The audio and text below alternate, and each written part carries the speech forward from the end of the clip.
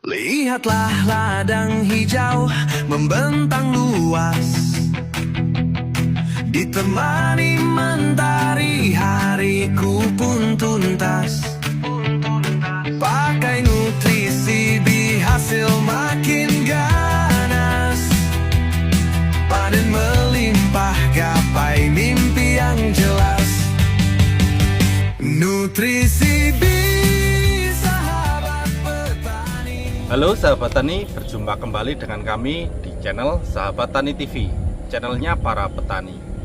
Oke sahabat tani, pada sore hari ini kami main ke lahan teman ya.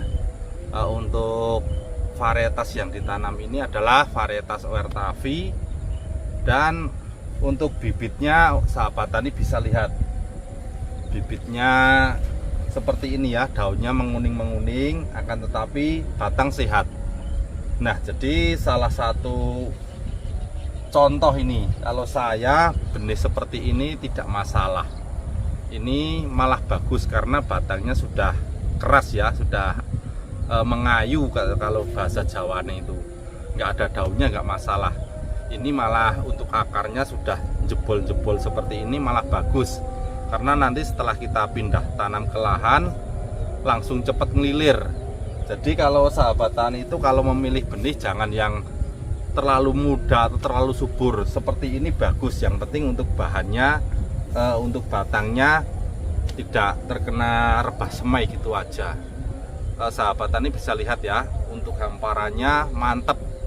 Untuk tinggi bedengan ini kurang lebihnya 60 cm, dan untuk tanamannya mengikuti metode saya ini. Ada yang saya double dua-dua, ini juga satu lubang dikasih dua-dua.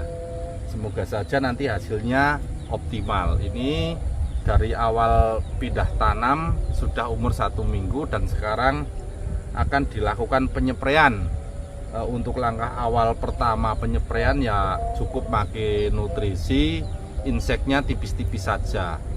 Untuk insek bisa pakai demolis ataupun torso. Lalu untuk fungi mungkin ringan ya, antrakol sudah cukup. Kalau nutrisi bisa menggunakan green top. Awal tanam itu pakai green top atau trubus bisa. Lalu yang penting itu kita harus mengamati, karena ini menjelang musim kemarau, trip. Jangan sampai tanaman yang baru pindah tanam ini kita lengah, tunas barunya terserang trip. Nah, itu akan menghambat proses pertumbuhannya. Oke sahabat tani, mari kita bahas secara detail gimana sih lahan yang sudah siap tanam itu. Mari ikuti kami.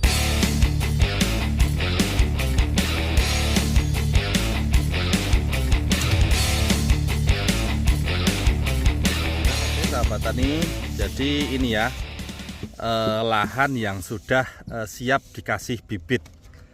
Jadi ciri-cirinya seperti ini. Setiap di lubang tanam atau lubang mulsa ini sudah ada rumput ilalang yang sudah tumbuh. Nah, ini tanahnya sudah lerem atau sudah dingin. Bagus kalau ditanami. Jangan buru-buru setelah pembuatan bedengan selesai, tutup mulsa selesai langsung ditanami, jangan. Setidaknya didiamkan dulu, minimal itu kalau masih ada hujan itu 2 minggu. Tapi kalau saya biasanya malah 1 bulan lebih. Apalagi musim kemarau itu lebih lama lebih bagus. Ini kan musim hujan ya, jadi kalau kelamaan enggak ditutup mulsa ataupun lama ditanami, nanti gulmanya akan semakin banyak karena masih musim penghujan. Nah, ini enggak masalah gulma sudah tumbuh seperti ini. Nah, jadi bibitnya seperti ini sahabat tani. Jadi kalau bibit yang sudah kenceng seperti ini untuk daun bawaan dari bibit ini kan kurang produktif ya. Untuk yang produktif itu yang ini, yang baru tunas ini nanti yang kita spray. Kalau yang bawah ini rontok nggak masalah. Jadi kalau tunasnya aman seperti ini, otomatis ini sudah daun muda, ini dari pindah tanam sudah tumbuh daun ya. Nah, ini otomatis untuk akar di bawah itu sehat, sudah tunas, akarnya itu sudah banyak, udah keluar sampai ke tanah guludan tersebut. Jadi kalau dikocor sudah berani, sudah ada tunas akar baru, sudah bisa menyerap nutrisi yang kita kocorkan. Lalu untuk daun dispray juga berani, ini sudah ada tunas baru. Simple untuk perawatan cabai, metode Sahabat Tani itu simple, irit, menekan budget seminim mungkin.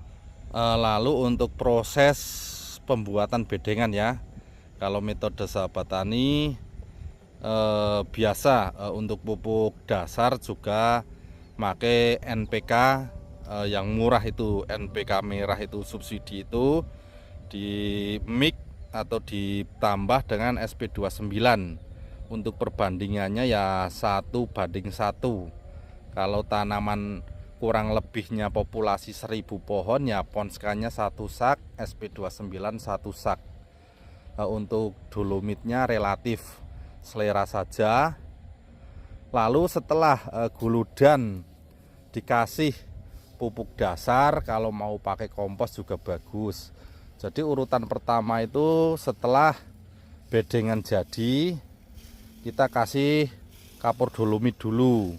Jadi setelah kapur dolomit kita tebar merata, baru kita tambahkan kompos. Kalau yang ada kompos boleh, tapi yang tidak ada kompos nggak masalah, pakai pupuk organik merek apa saja juga boleh. Lalu urutan selanjutnya baru pupuk dasar seperti Ponska subsidi itu dimix dengan SP29, kita taburkan secara merata. Nah setelah itu baru kita tutup tanah lagi tipis-tipis aja, kurang lebihnya juga 10 cm sampai 15 cm ataupun 5 cm juga nggak masalah. Nah setelah itu baru kita spray untuk lahan paling atas, bisa menggunakan EM4, Esgromycorrhiza ataupun EM9, itu lebih bagus. Nah setelah proses itu selesai, kalau saya langsung saya tutup mulsa. Nah, tutup mulsa kita rapikan. Setelah penutupan mulsa selesai baru kita diamkan. Kalau menurut pengalaman saya ya kurang lebihnya 1 bulan lah seminim mungkin, lebih 1,5 bulan lebih bagus. Nah sembari kita mendiamkan lahan, kita bisa menyiapkan bibit yang akan kita tanam ke bedengan tersebut atau lahan tersebut. Jadi jika bibit umurnya kurang tua atau belum siap pindah lahan, kita untuk mengencangkan bakalan bibit tersebut bisa dijemur dulu, ditaruh lahan bisa, di rumah juga bisa. Tapi untuk perawatannya kita bentangan di luar supaya terkena sinar matahari gitu aja, supaya kenceng.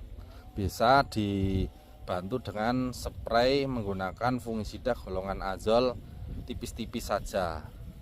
Nah setelah itu bibit sebelum kita tanam bisa kita kocor di baggingnya tersebut, bisa kita kocor menggunakan fungisida serta insek. Jadi metodenya itu ada yang kita buat kubangan, dikasih fungisida, kita celupkan baggingnya tersebut, dan ada juga kalau saya kocor ya supaya irit ya. Nanti kalau di kubangan itu sisanya saya yang mau buat apa, kalau saya spray sampai basah gitu aja, menggunakan fungisida, insek serta nutrisi.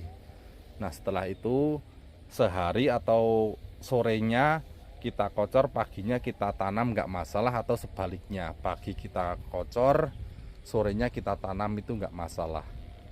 Nah untuk masalah penanaman,